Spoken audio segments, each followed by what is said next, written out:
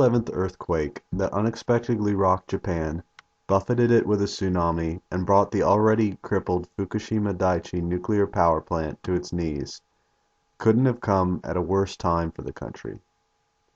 It had suffered the same financial woes the rest of the world had in 2008 and was just coming out of an extended period of economic stagnation.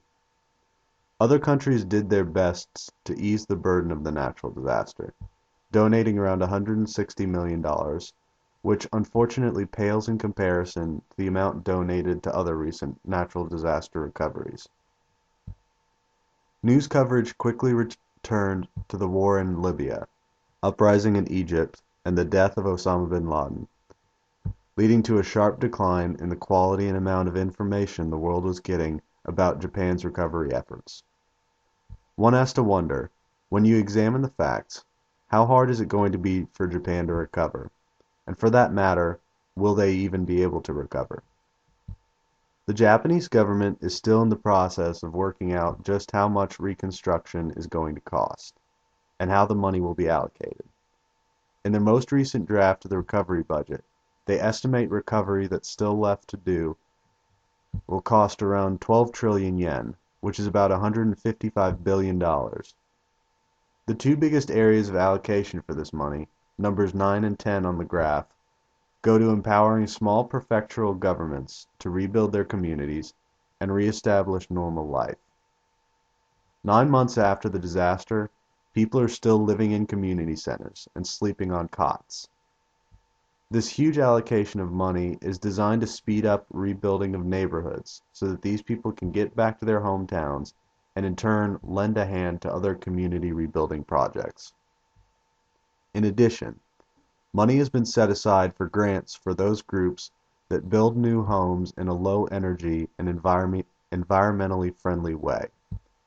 Other allocations, like the 94 million yen in bar number 1, are for more immediate disaster relief, making sure the people who still are sleeping on cots in community centers have humane living conditions. There's even allotments to deal with the mental health of displaced peoples, as Japan's is a country with one of the highest suicide rates in the world. With this in mind, the writers of the budget have made a specific note that grief counseling and counseling for post-traumatic stress disorder must be made available for all who want and need it. Japan plans to pay for all of these measures now by selling off bonds to countries in more stable financial situations, like the US, to be brought back at a later date. What that means, though, is that Japan is going to have to start making money and growing their economy as quickly as possible. So the question becomes, where's that growth going to come from? How does Japan make its money?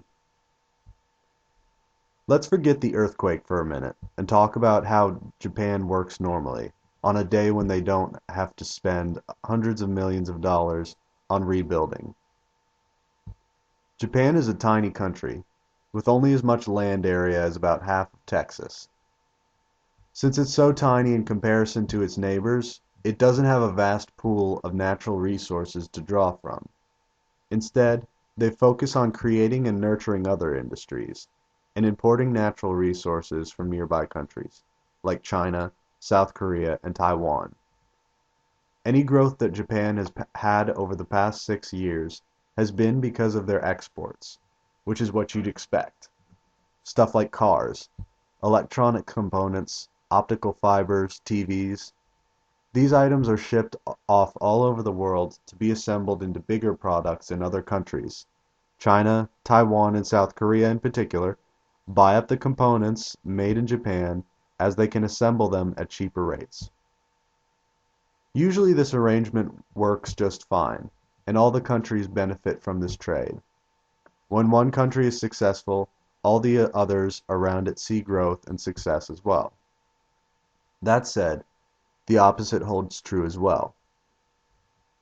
So if Taiwan were recovering from a particular destructive typhoon, which they are, that would mean that they would have a harder time exporting the basic metals and other resources that Japan would need for rebuilding and making their exportable goods.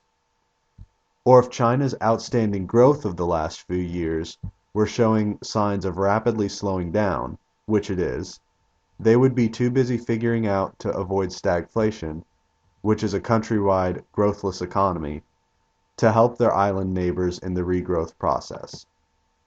It quickly starts to seem like everyone in Southeast Asia is too busy to go out of their way to help Japan rebuild.